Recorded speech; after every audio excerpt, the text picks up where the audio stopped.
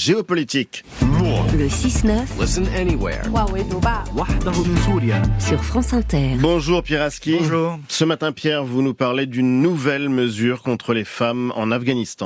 Les talibans ont fermé cette semaine l'une des dernières fenêtres de liberté encore ouvertes pour les femmes afghanes.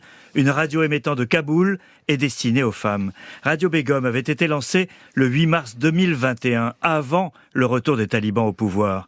Mais après leur entrée dans Kaboul, 5 mois plus tard, elle était devenue indispensable. Radio Begum apportait un soutien scolaire aux filles privées d'école, offrait une antenne interactive ouverte aux femmes afghanes pour parler de leur joie et de leur malheur.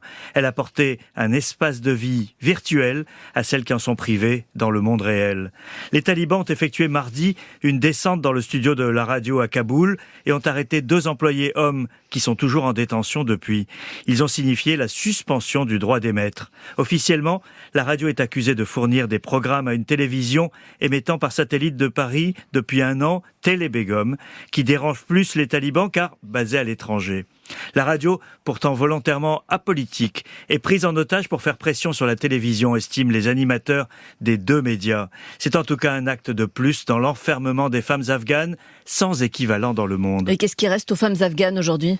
Depuis un peu plus de 3 ans, les talibans ont progressivement éliminé la visibilité des femmes dans la société. Ça a commencé par l'interdiction faite aux filles d'aller au lycée. Puis régulièrement, de nouveaux décrets restreignent la marge de manœuvre des femmes.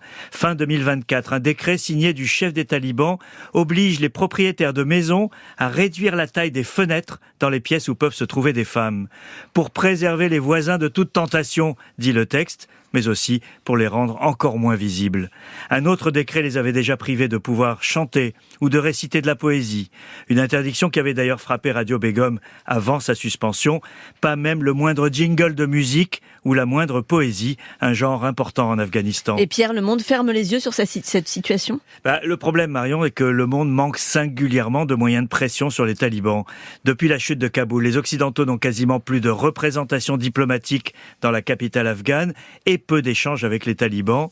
Le régime afghan sort de surcroît de son isolement initial en tissant des liens avec la Chine ou les pays du Golfe. Ces pays le font pour des raisons géopolitiques ou économiques et n'ont aucune intention de s'occuper du sort des femmes. Les Nations Unies s'en saisissent.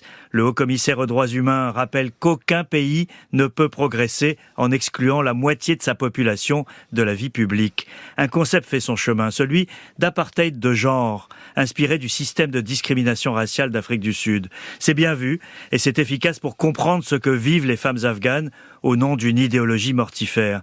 Mais ça ne change rien à leur sort et à leur enfermement que vient d'accentuer la fin de cette lueur d'espoir que constituait Radio Begum.